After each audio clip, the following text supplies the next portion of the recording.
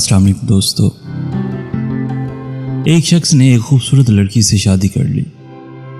بہت محبت کرتا تھا اپنی بیوی سے، مگر ایک دن اس لڑکی کو جلد کی کوئی بیماری لگ گئی جس سے اس کی خوبصورتی روز بروز گھٹتی جا رہی تھی۔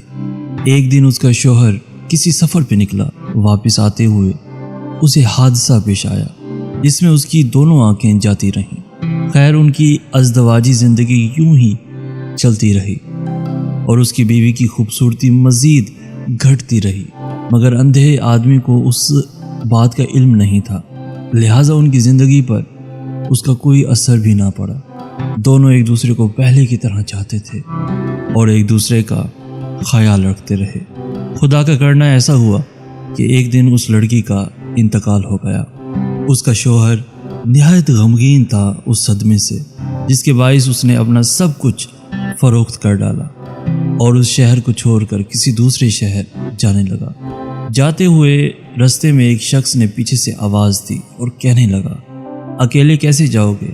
اب تک تو آپ کی بیوی آپ کی مدد کرتی رہی، آپ کا خیال رکھتی رہی اور آپ کی آنکھیں بنی رہیں۔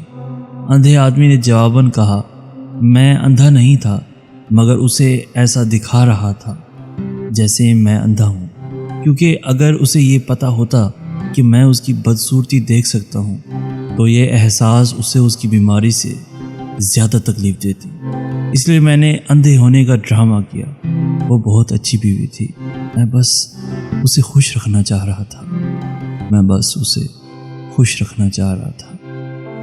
پیارے دوستو، کمنٹس میں ضرور بتائیے گا کہ آپ نے آج کی اس خوبصورت سی کہانی سے کیا سیکھا، اور اگر آپ کو یہ میسیج پسند آیا ہے تو اپنے دوستوں کے ساتھ بھی ضرور شیئر کیجیے، اور ایسی ہی ویڈیوز روزانہ حاصل کرنے کے لیے ہمارا چینل بھی ضرور سبسکرائب کر دیجیے۔